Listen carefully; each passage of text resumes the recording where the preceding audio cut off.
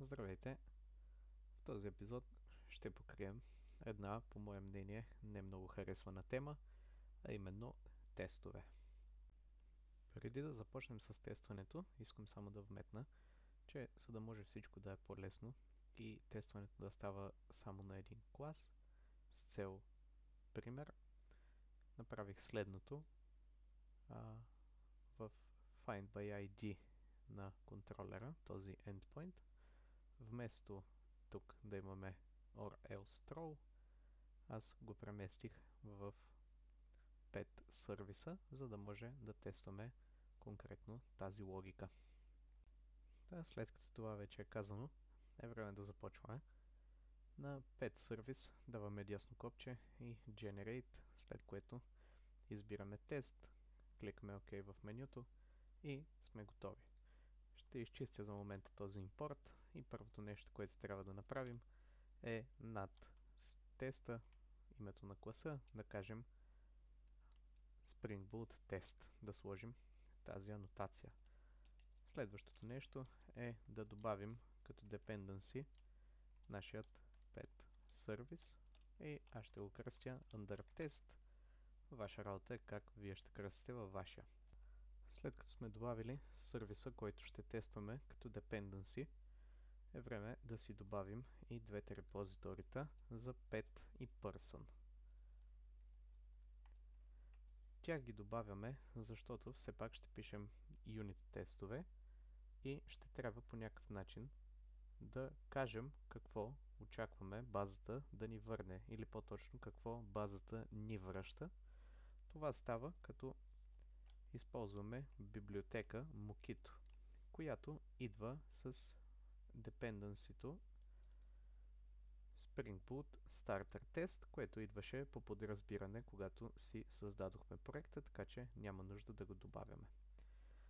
Ще сложа анотация на другото репозитори за Mockito Bean. И какво тази анотация прави е, всъщност тя ни дава възможност да казваме, че, например, pet репозитори връща нищо или връща определени данни.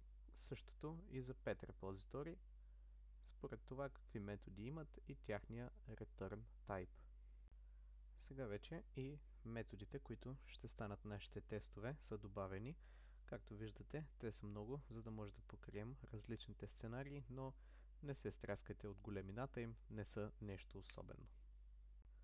Ето ни вече с първия ни тест написан и сега нека разгледаме какво прави той.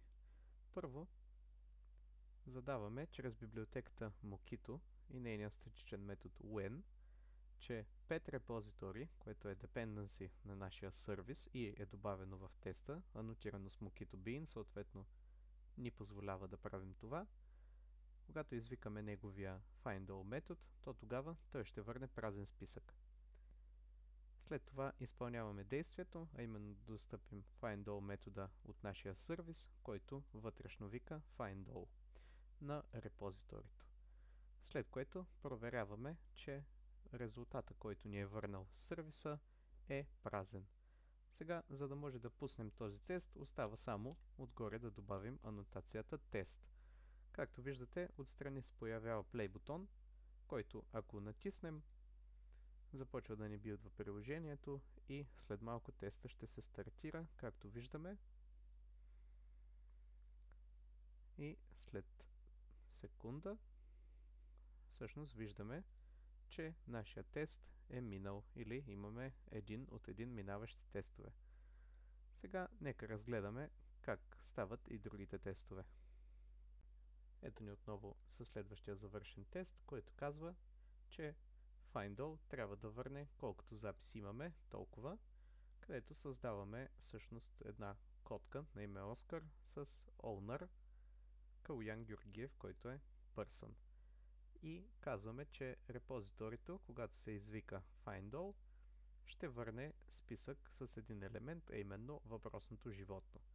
Когато сервиса го извика, трябва да бъде намапнат правилно нашият PetResponse DTO и всъщност точно това проверяваме, че в списъка, който сервиса е върнал, има точно един запис и записа е напълнен правилно с данни. Нека пуснем теста и видим дали това е така. Всъщност виждаме, че и този тест минава и сме готови да продължим нататък. Ето ни следващия тест, който казва, че Find by ID трябва да върне рекърд, когато той съществува. За целта съм заделил в една променлива random UUID, което след това съм казал, че когато pet repository потърси по това ID, ще върне optional от нашия pet, който е всъщност същия като горе. И след това проверяваме отново дали всичко е намапнато правилно. Нека пуснем този тест и да видим какво ще стане. Както виждаме, и този тест мина и всичко е наред. Може би забелязахте от тестовете по-рано, че всъщност доста неща се повтарят, като именно създаването на животното, което и отнема доста място. И всъщност реших да го заделя в отделен метод, който да ни връща въпросното животно.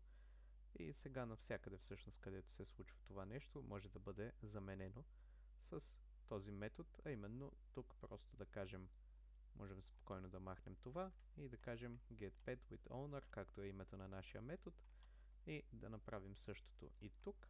И по този начин метода се улекоти доста с самия тест и стана доста по-кратък. Следващия тест е готов, именно FindById трябва да хвърли грешка, когато записът не съществува в базата. Какво правим тук? Заделяме отново едно user ID, което е random UUID и казваме, че когато FindById бъде извикан с този UUID, то тогава връщаме празен optional. А в самия сервис имаме, че когато optional, който репозиторито върне е празен, хвърляме грешка чрез or else throw. И тук всъщност проверяваме точно това, че грешка се хвърля, когато този метод е извикан с това ID. И както виждаме, всичко е наред. Мисля, че с това видео разгледахме и как става тестването на нашето приложение. Радвам се, че гледахте. Благодаря за което. Ако ви е харесало видеото, не забравяйте да харесате и да се абонирате за канала, защото така много ми помагате. Чао и до нови срещи!